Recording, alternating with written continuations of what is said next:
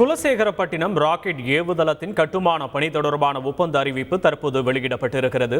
இது தொடர்பான விரிவான விவரங்களை செய்தியாளர் ராமசுந்தரம் வழங்க கேட்போம். ராமசுந்தரம், வணக்கம். தற்போது வெளியிடப்பட்டிருக்கக்கூடிய இந்த ஒப்பந்த அறிவிப்பு குறித்த விவரங்களை பதிவு பண்ணலாம்.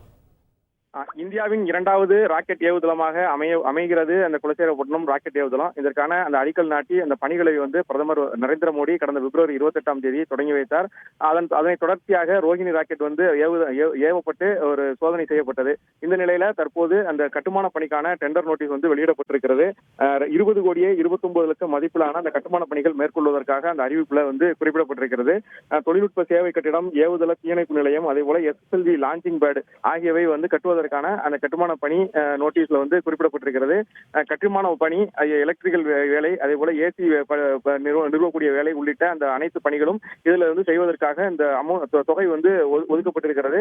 22ஆம் தேதி வரும் ஜூலை 22ஆம் தேதி மதியம் முதல் இந்த பணிக்கான அந்த ஒப்பந்த புள்ளிகளை ஆன்லைன் மூலம் பதிவிறக்கம் செய்து அதற்கான பணிகளை மேற்கொள்ளலாம் எனவும் அந்த அறிவிப்புல குறிப்பிடப்பட்டிருக்கிறது.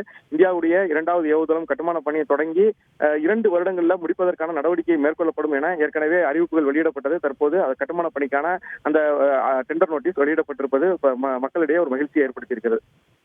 விவரங்களுக்கு நன்றி ராமசுந்தரம்.